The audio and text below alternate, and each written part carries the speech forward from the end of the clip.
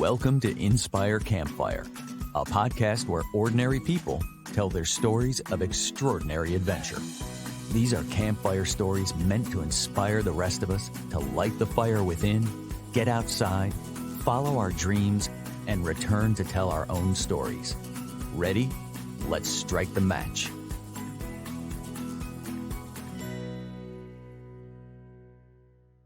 Welcome to the show. I'm your host, Scott Wurzbacher. Today, we're going to find out how following our voice that calls to adventure can change your perspective and show you how a chance encounter can change the course of your life and what you choose to do with it.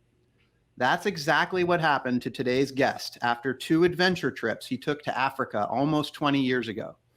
All these years later, the perspective he gained on those trips have stayed with him as a continuous reminder to be grateful for all that we have and to be compassionate to others, especially those who have suffered great tragedy and loss. Our guest is Roy Wright, a disaster safety expert and recognized resiliency shaper. A native of California, Roy currently lives here in my home city of Charlotte, North Carolina, with his wife and 2 children. For 2 decades, he served in roles that put him on the ground in the immediate aftermath of weather-driven and climate-related disasters. He is the CEO of the Insurance Institute for Business and Home Safety and the former chief executive of the FEMA National Flood Insurance Program. Roy believes that the continuing cycle of human suffering that strikes families and communities in the wake of severe weather can be broken, and he's dedicated his career to that effort. His is a story of man against nature, and it's a story of compassion and a deep desire to end human suffering. And it all started when he said yes to a chance invitation to go on an adventure with friends. Roy, my friend, welcome to the campfire. It's good to be with you, Scott. I am I'm giddy about this conversation. I mean, it's really big stuff. I've gotten to know you over the last couple of years. We've shared many a coffee meeting together, just kind of chatting, getting to know each other. And, hearing this story that you're going to tell us about this trip to Africa and then putting the pieces together to kind of understand the big picture, it's truly been enlightening and inspiring to me. Appreciate it so much. You're a friend and you've been a huge mentor to me. And so I can't wait to share this story with our listeners. You're very gracious. If we can, I mean, let's just get right at it, and let's talk about 20 years ago and this chance encounter and opportunity to go to Africa. Yeah. So 20 years back, I was with a group of friends, and so a dozen of us go to Kenya. And including my wife, Wendy, and a whole set of folks that were going over to hold 2 things in tension. We were going to volunteer for a good bit of time, working with some social services and some churches and some other pieces. And we were going to juxtapose that time with going out on safari. Right, so you kind of talk about this tension. So 2002. And we go in, we arrive in Nairobi, which is an amazing East African city. I think of the countries across Africa, but particularly East Africa, Kenya is probably viewed as one of the most stable as they've gone through their independence. Yet you can be in a city center in Nairobi, and then just a little ways out, you start interacting with some very, very large slums. And by large slums, we're talking about hundreds of thousands of people. The largest one, Kibera, probably about 1 million people. But there are a series of these pieces. I think for those listening, I think in your mind's eye, it does look like a very, very compressed place, all dirt. There's wall construction can be of mud or various pieces with a very simple roof. Yeah. And then you have the pieces that we would eventually go to out on the big kind of Masai Mara piece that was there. And I went on this first one because I was invited. Yep. Right. I had some folks, talked about, the importance of going out and actually living your life and interacting with those that were marginalized, and doing those pieces and seeing a part of the world that I had never seen. Yeah. I had been a couple times to Europe, but I really hadn't done much international travel. You get plopped into this city. But I think about you. Folks you have on this, like there's this compelling sense of adventure. For this first trip, I don't think I get any credit for that. I'm a social creature who wanted to be with the people I was going with. And on that first trip, we interacted, we did some volunteer work, we got to interact with folks that were there, and interacted with one particular organization that did micro enterprise work. And by micro enterprise, they particularly worked to help folks get micro loans to kind of change the trajectory of their life and their family. First trip happens, and it was compelling. We loved it. You come home, and there was this gnawing sense that I should do that again. There was something about it that wouldn't let me go. And so, along with a couple other friends, we started planning another trip. And planned it in a similar kind of way. But smaller group. This time, when we came into Nairobi, we were exclusively going to work with this one organization that was working on the micro enterprise side. And then we would head out onto the Masai Mara. Can I stop you for a second? You can always stop me.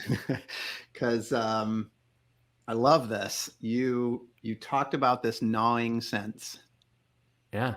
And I might call that, what we say on this podcast is that voice that calls to adventure. And so you said, and I think everybody hears that voice differently. And you mentioned other podcast guests, and people have this call to adventure. And your call to adventure was friends saying, "Hey, let's go." And you being a social creature, that was your call, and you said yes.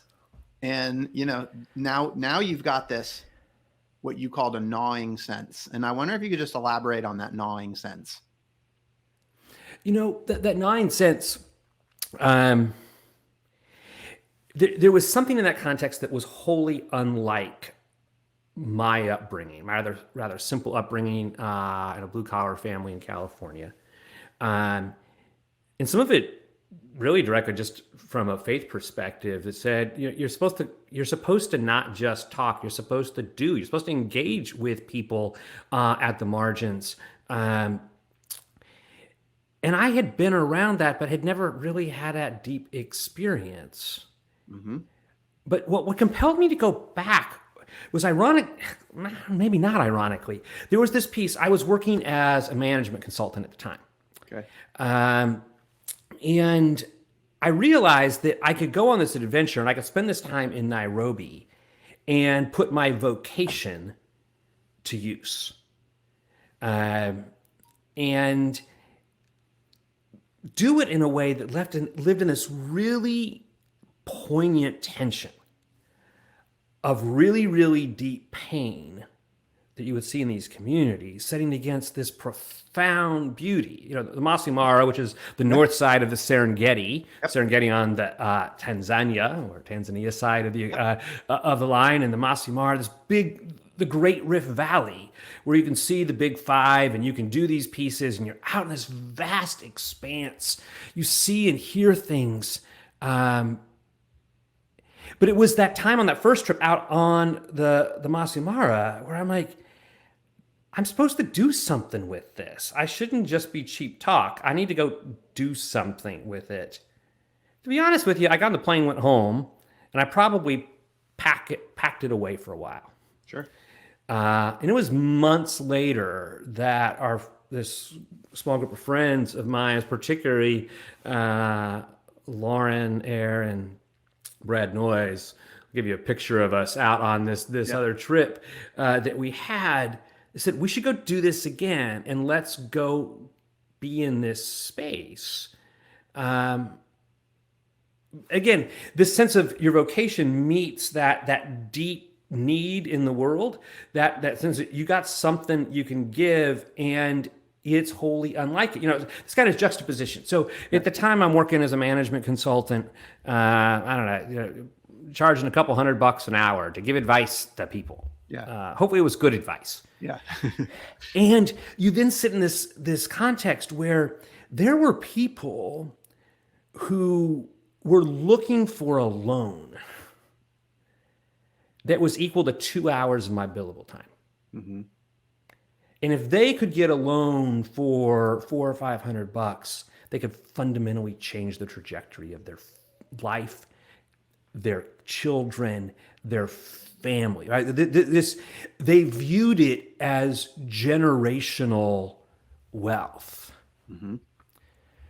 I'd never seen anything like that.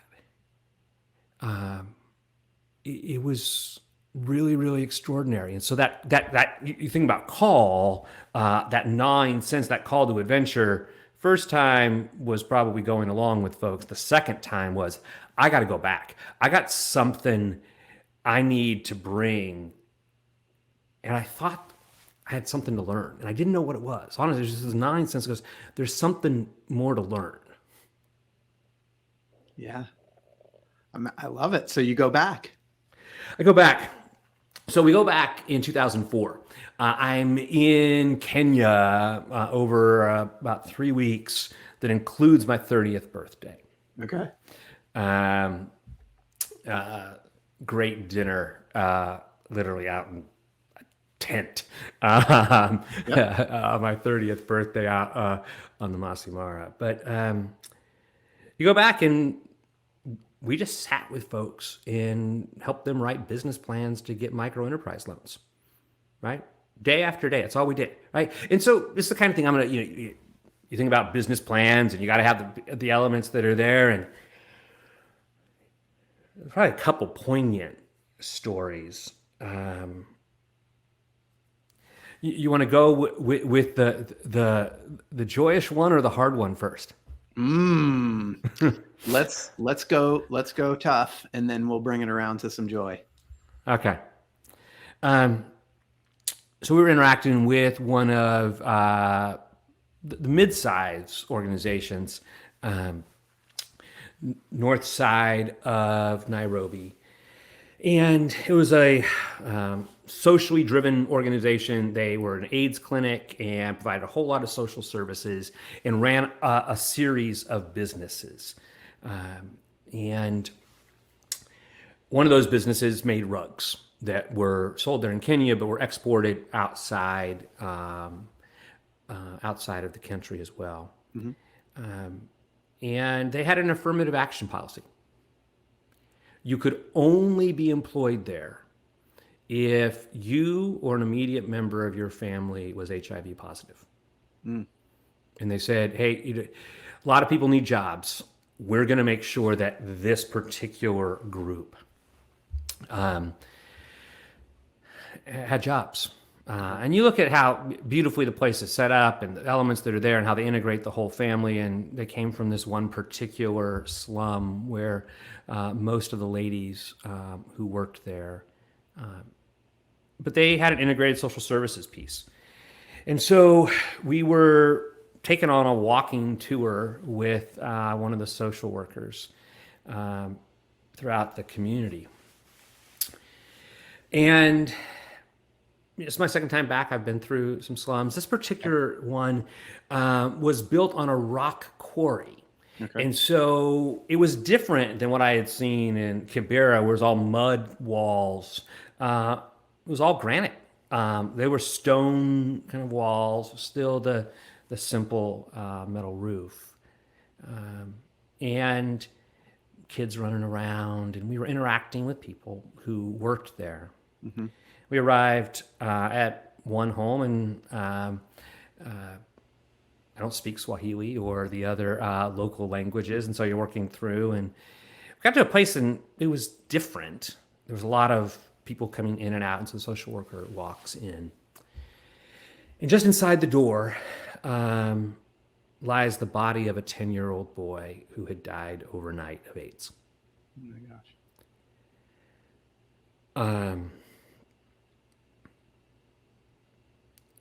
And she walks out and tells us this. And it's devastating. And the mother is standing 5 feet away. Yeah. We're standing outside. It's that moment you feel hopeless. Yeah.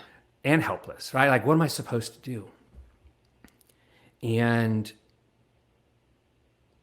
we look at each other, the guys that are traveling together, and I never really had an experience like that. And so social worker turns to us, gets our attention, and says, the mother would like you to step inside it and pray for the kid. Like, no. I don't think you understand. I don't speak the language. I don't know what to do. And it was this crushing moment where you're like, this family is in utter grief. What is it like to lose a 10-year-old? What's it like to lose a 10-year-old to AIDS? I don't know. It was all really cloudy in my own memory of that space. It was very searing. And in time, we go to walk away and walk back towards where the business area was set up. And my buddy and I looked at the social worker and said, well, what's next for their family? And they said, well, they'll move forward to have a funeral. There are there's some dollars that'll need to get paid for that to happen. Yep. And so what is that? And yes. She said, well, there's a series of things that come together. It's about $150. And you think about this for a second. It says $150. And you're like, these are people who are living on $1 to $2 a day. And you're like, how does that all come together? And Brad and I immediately go, oh, paid. We're paying that. And the social worker just shook her head. No. We said, no. We insist. It's the least we can do. Right. We were the guest walking through the community. We were the guest in this space. And there was a push and pull that went back and forth. And she lands with this. She goes, I can't allow you to do that. We don't have the ability to pay for everyone to bury their children. I can't allow you to do this. I can't choose winners and losers this way. It'll all come together. This community will come together for this family. Right? And it's this moment, like, I'm American. I go, put money on this thing. Solve this problem with money. Right. No. This is not a problem. You solve with money. This is the American way, right? Like, I'm listening to you. It starts with you're a consultant making a couple $100 an hour, consulting with people, writing loans for people for, loans that they're going to have to pay back for, what, like you said. And now we're talking about this. It's like 1 hour and you want to just make it go away, but that's not, it's just, it's not how it works. Right. And it was this moment that in so many ways, disasters befall people in the United States. We tell people, give, put money in place. And there's so much truth to it. We need money for resources to do this. And so my mindset was simply put money on this. It wasn't the option. So we hit this spot and we're walking back and we're now in the rug factory. And I'll give you this picture you can put in your show notes. There was a rug that was in their store display area. It's 4 pieces that kind of hangs vertically about 12 inches square a piece, that is this beautiful deep blue and orange. That day I felt helpless. I want to help this family that's lost their kid. And I said, well, I should buy some stuff. We should put some money into this community. And we bought this, and this particular rug I loved. And I bring it home with me. And it hung in my study at home for a while, and then it came to work. And now for 17 years, it is hung on the wall in my office, across, 3 different organizations and probably 6 or 7 different offices I've had. And it's always, I hang it just outside of the view. If I'm looking at my computer screen, this is what sits there. It's on the wall. Yep. And that rug reminds me that I don't have bad days. Don't get me wrong. My life has complexities, and there's joys, and there's disappointments, and there's even pain. But I anytime, whether I'm in the middle of a financial issue for work, a people issue for work, a strategy issue, piece that's going on in my personal life, because, man, I don't have bad days. Because walking through that slum, I walked into a home with someone. They were having a bad day. Yes. Right. And there's this perspective that is there. Isn't that life isn't hard, right? You deal with death of a father. You deal with sickness in your family. You deal with things that fall apart for your kids. This is hard. But I got to tell you, you're sitting some 18 years later and going, wow, this trip keeps sitting right there. And occasionally, not often, but occasionally, someone will walk into my office, sit there at the conference table, and they'll look and says, what is that rug? Right? Most of the things hanging in my office deal with disasters and, wildfires and hurricanes and houses blowing apart. And so what is that? I says, that rug is about perspective. That rug is about perspective for whatever it is we're talking about today. Yeah. And this has become your career, which is something that's always there in the background. And it's always there. This is what's so mind-blowing to you. So I'm going to just reflect back a couple things, because we've spent a little bit of time talking about that gnawing sense. Yeah. And where we got to was, you made a statement that we stopped on, was that there's something for me to learn. I'm going to go back because there's something for me to learn. Yeah. And I'm not sure that you knew what that thing was, but clearly, there was a learning that came out of that second trip. There was. I think that learning is to put these principles of life into action. Right? For me, that's rooted in an element of faith, but it's also rooted in an element of just, this is what life has brought me, and if that's what life brings me, how do I give back? This is the piece again. This wasn't the adventure. This wasn't my trip to Argentina last year, which had a lot of cool things to it. This was one of those things that it was just that seminal piece that hits you. So let me tell this other side for a moment. So one of the other kind of poignant moments on that second trip is working on one of these business plans to get a loan. There's a lady, her name is Dorcas, and Dorcas is the fish lady. Dorcas the fish lady. And so Dorcas lived in one of these smaller communities in the edge of town, and she sold fish.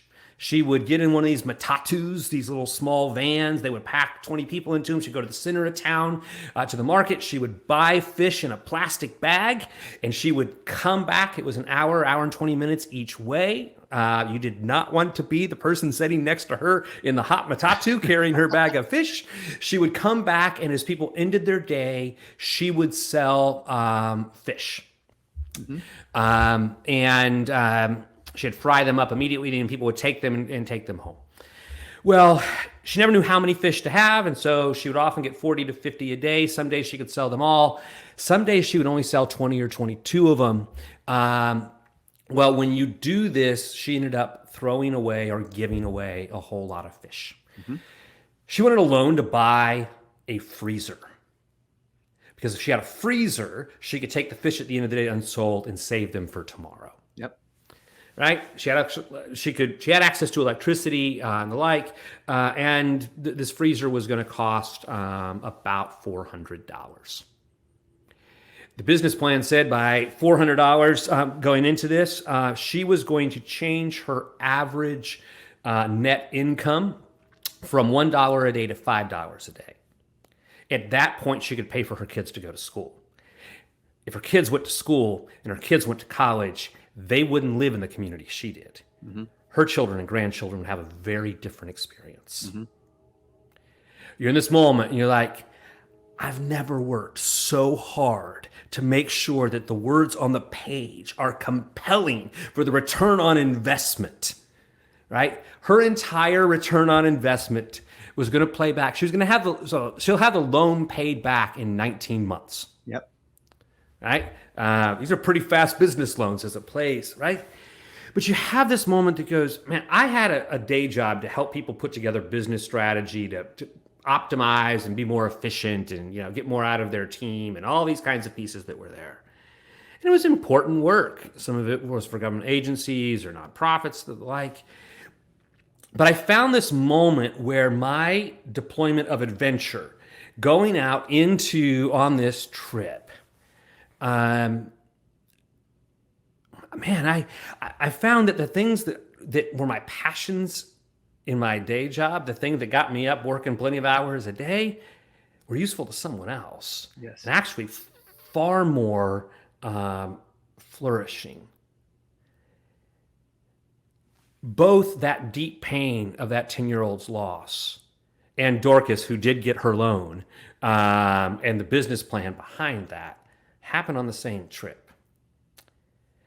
But that's all packed over a couple of weeks in town working these pieces, and then we head out to the Masai Mara for what was going to be my 30th birthday. And that's when it clicked. Because I got to tell you, in the moment, in that rock quarry-driven slum with that 10-year-old who had passed, I didn't know what it meant. When I was working with Dorcas and other ones of these, there was a whole we would do these workshops each day to help people work through these elements. And I had to stop. And Scott, you know me well enough to go, I go. I'm not very good at sitting and being quiet. You'll tell me about how wonderful meditation is. And I agree with you. And when I can get myself to focus for 15 minutes in one place, a lot of things can come together. But this was a moment that I then had 4 or 5 days out in the Great Rift Valley. Yes, going out and seeing animals, and a lot of time just sitting. Yes. And doing some writing and going, what is this?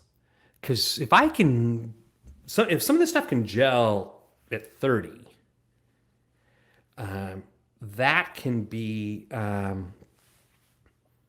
pretty magical. That can be more than magical. If you can get those fundamentals in place and say, I'm gonna take this learning. And I'm going to take it into the next 2, 3, 4 decades of life. That's quite a gift. There's a lot of friends and acquaintances are asking that question at 40 or 45 or 55 or whenever their midlife crisis kicks in and says, what can I do that's meaningful in this space? But an adventure that 28 and 30 gave me that gift. It started there, but for those of us that might be thick, right, it clicked for you. Yeah. And you said, if I can take those fundamentals, that can carry me into the next 2, 3 decades. So what are those fundamentals for you?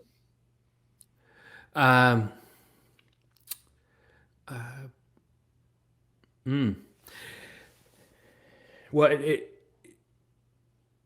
yeah, I'm stammering a little bit on here because I find ways to start applying it just in terms of how I sit today. So, I spend a lot of time after disasters, hurricanes, tornadoes, floods, wildfires, and you interact with folks on really, really bad days. Oftentimes, that family has lost everything they have. Sometimes they have no insurance, and so they're financially going to be entirely ripped apart. But maybe even more so, their community texture, all the fabric of that community is being ripped apart by the disaster. They're being displaced. All of the elements that are there. In this juxtaposition about people with profound poverty and then sitting against profound beauty, I learned to watch. I learned to see stuff. And I learned to not jump too far in front of myself. There's some conversations you've got to listen. Right now, in that moment where the 10-year-old has passed away, I'm like, let's go. Here we are. We're going to put money in this. We're going to solve it. I'm like, wait a second here. I want to do that now. Which isn't to say I might not offer money in that space, but I would go, I want to understand this family's context. I need to understand what they're experiencing. I need to understand it through their ears, through their motivation. Their ears and their motivation, right? So this is true now for people who work on my staff. This is true in areas where I deal with disasters. On my better days, it's true in my own family. That I'm listening and not just jumping to the end and saying, I've got an answer for you. Because I might be pretty good at coming up with pathways forward, and I may be pretty good at coming up with strategies, but it needs to meet them, not me. Yeah. Right? There are no cookie cutter. There are not a lot of things you can just hit rinse and repeat on. I got to hear it through their ears, and I got to understand their motivation and meet it there. Yeah. And this is what you've done. So you have this experience, and then the next 20 years of your life unfolds. And again, just going back. So call to adventure was friends saying, let's go do this. Then there's this gnawing sense, right? Yeah. And the impetus for the second trip was, just looking back on my notes here, Roy says, I want to do something. I want to engage, right? So you could have come back from that second trip, and then you said, I know there's something to learn, right? But you could have come back from that trip with a renewed sense of compassion. But there was this deep sense of, I want to do something. There was a sense I want to do something that drove that second trip. I think with 15, 18 years perspective now on that second trip, I can tell you what I learned was I didn't need to do. What I need is to hear. What I need is to listen through their view, their need, their motivation. And it was kind of really succinct, salient moments where you go, yes, I can be useful. I can do something. But before you do something, listen. Right? I now sit in a space where I got to spend my time figuring out what's the most beautiful question. Yeah. As opposed to having the most perfect answer. Yeah. Well, you've listened quite well over the last 20 years, but you also know how to act and implement, because in my introduction, right? I mean, this is a story about man versus nature. This is a story about trying to put an end to human suffering. And this is what's come out of this trip to Africa. And you've done this. We do, right? So I know the work that we do at the Insurance Institute for Business and Home Safety, IBHS, which is it's a nonprofit that works on, we crash test buildings, right? We find out what is it when Mother Nature comes barging through the front door of a family's home. How can we stop that? How can we mitigate that, right? And so we've got ways to help narrow the impact of wildfires, and we've got ways so that you can survive hurricane force winds and keep the roof on your house and not have water come in and not have your roof entirely pop off. Some beautiful science in that space that turns into things that goes into how you retrofit homes and how you build out communities, and brilliant pieces that we can put out there. And all the best science has no effect unless you can translate it into a family, a developer, a builder's willingness to implement it, a community's willingness to make that the requirement in their community. And so you're trying to nudge people. And if you're trying to nudge people, you don't do it by chastising them and saying, thou shalt do it this way, you have to do this, and if you don't do it, it's stupid. Yeah. No, that actually doesn't motivate anyone. Yeah. and so now I'm in a space, and I was there after Katrina came and Sandy and the elements related to Hurricane Harvey. And you're in these places where people have experienced really, really bad days. And what I've learned is to ask the questions to get to understand where they're at, because they will then become the folks to advocate and says, there's a better way. You don't need to experience what I experienced. I sit now and still work on things related to housing here in the United States and how do you make sure that people have what they need. And I was down in Alabama with a gentleman, some folks through Habitat for Humanity and some others had donated dollars. He got a new roof that had kind of sealed roof decks. It was a fortified roof. It was a great roof. It was this house that he had inherited from his family.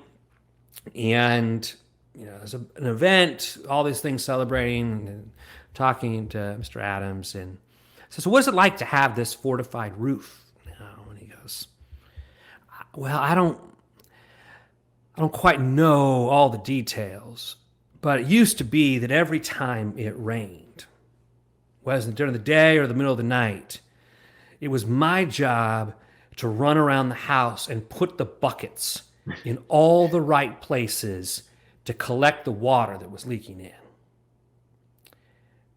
He says, but now I've got a fortified roof. He says, the buckets have moved outside. I sleep through the rain. Oh man, I love it. Right. And you have this moment where I'm sitting outside of Tuscaloosa, Alabama, having this conversation with someone who doesn't understand all the details of what's saving him. But in just the kind of same profound way that Dorcas was talking to me there outside on the edge of Nairobi. I'm hearing from Mr. Adams about what his experience is. I sat with a lady after Hurricane Harvey hit there in the Houston area. It's her third time being flooded out, and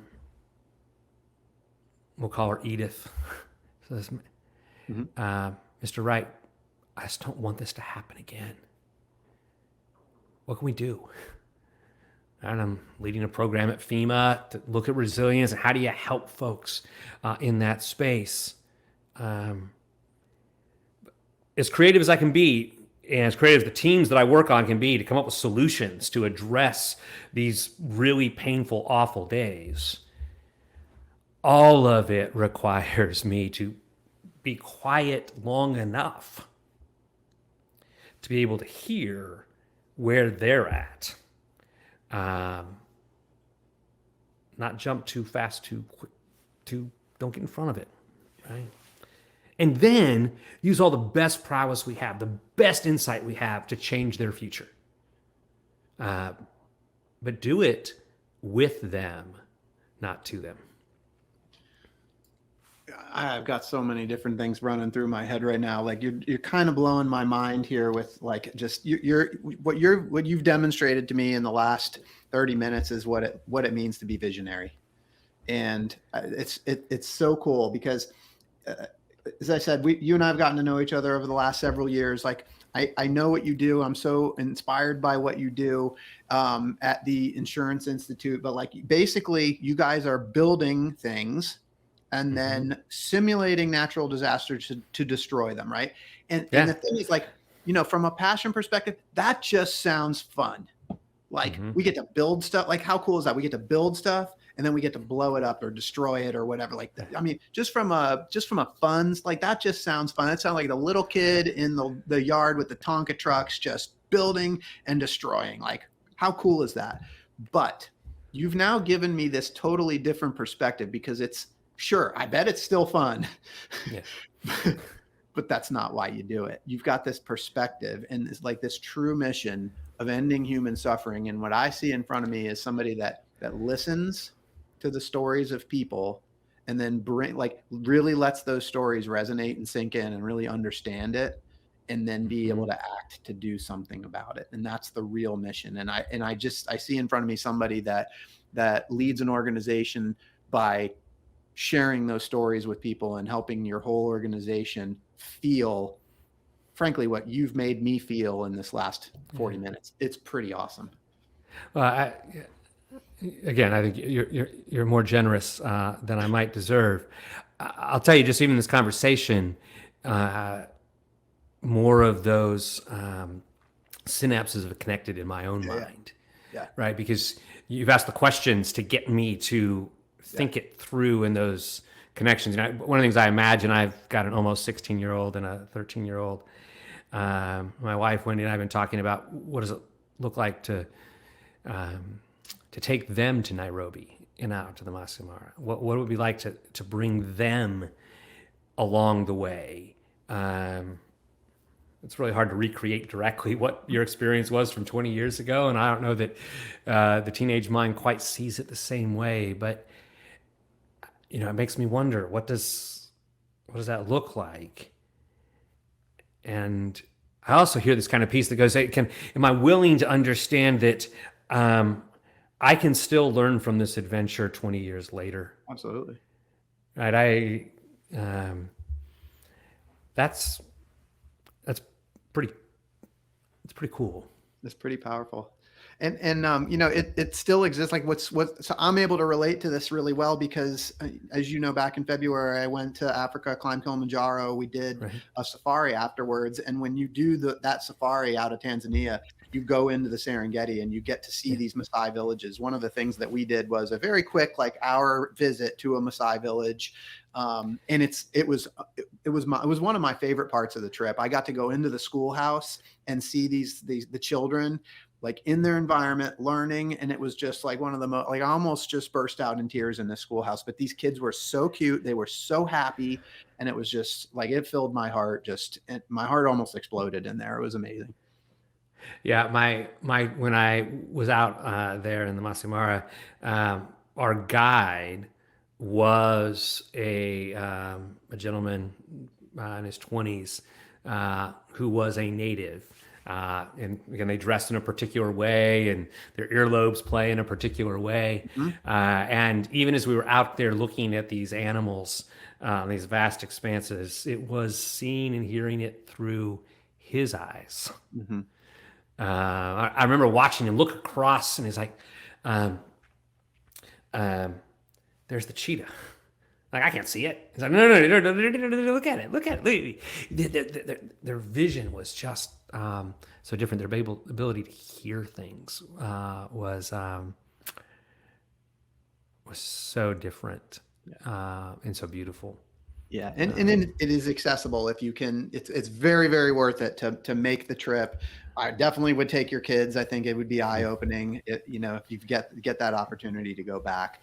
Roy, before we wrap up, I do kind of want to just get your perspective because you've been in the industry, disaster relief for 20 years. And just because this is such an adventure-based podcast, a nature-based podcast, this whole call to adventure, I do just want to get your kind of overall perspective on this whole idea of this man versus nature, and then the element of ending human suffering, just to kind of bring this all together. Because to me, it's not necessarily, I mean, we can't control nature, right? You're right. But we can try, right? And we can try, and we can try to protect people. And that's what you've been doing. I'm just curious on your take on that. Yeah. So Mother Nature wins.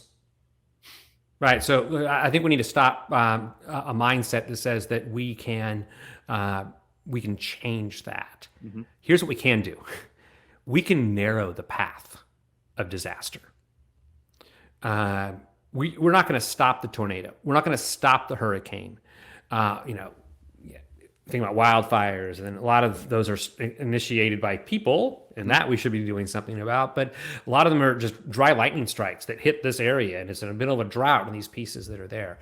Our opportunity, and we think about climate-driven pieces of disaster and how that's making things worse. So there's pieces we need to do to stop eroding this earth, and we need to make sure that we do that with a lot of attention. But in so many cases, we're living in houses and homes that were already built.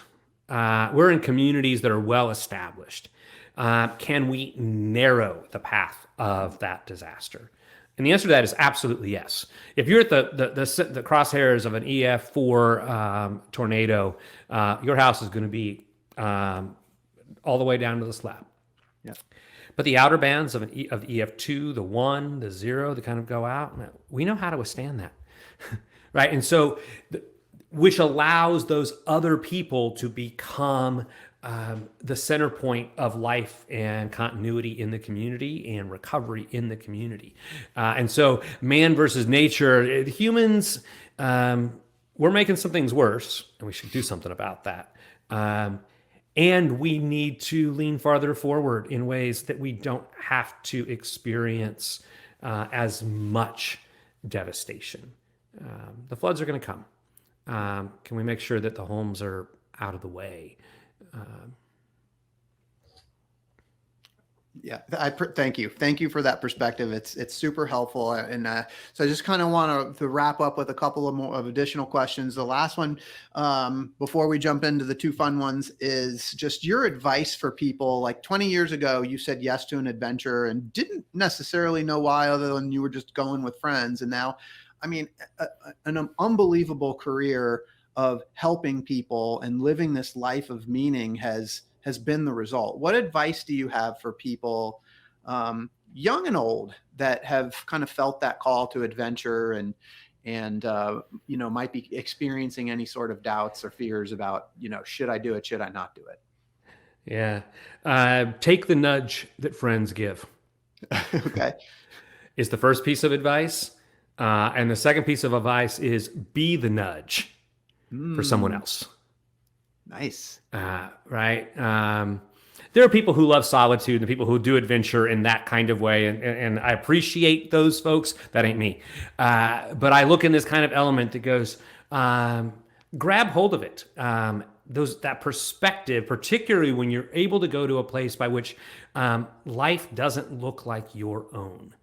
Some of that adventure happens just by driving 400 or 500 miles in our own country here in the United States. And some of it requires you to spend 10, 12 hours on an airplane.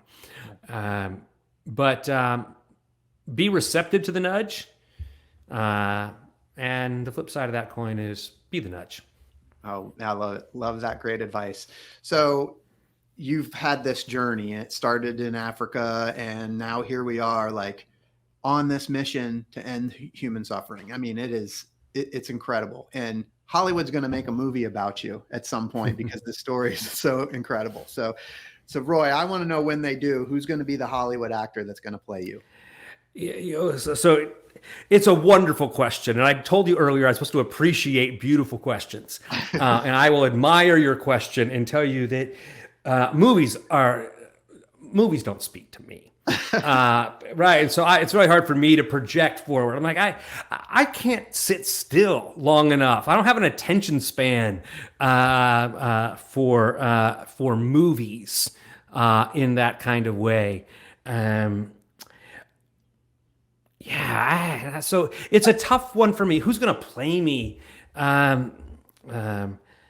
Hopefully someone really, really interesting and compelling. I don't much care who it is, because Lord knows I'd struggle to actually sit and watch my movie. I love it. I love it so much. And it's so interesting because we've had some very, very high achieving people on this podcast. And it's not been an uncommon answer to say, I don't have time for movies. I don't pay attention to Hollywood. So maybe we'll get a newcomer, an up and coming Oscar, an Oscar winner to start their role in your movie. But I am gonna ask you, what's the name of your movie gonna be? No Bad Days. No Bad Days. I love it. No Bad Days, starring a newcomer that's going to take the stage and just blow your mind and tell us the story of Roy Wright and all that's ensued in his life.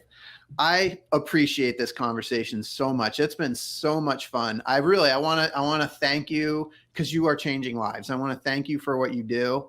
I want to thank the universe for the experience that you had all of those years ago that inspired you through this path to help people through natural disasters and to help your mission of ending human suffering. I mean, it's a huge mission and it's incredible, and you're actually doing it.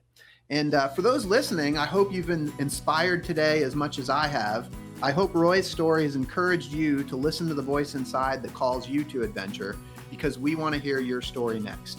If you have a story to tell or you need a nudge to create one, please send me an email. And we'd also appreciate it if you help us spread the word by leaving a review and sharing or tagging Inspire Campfire in your social media. And until next time, I want to encourage you to get outside. Thank you for listening. Roy, thank you so much for being here. It's been a joy.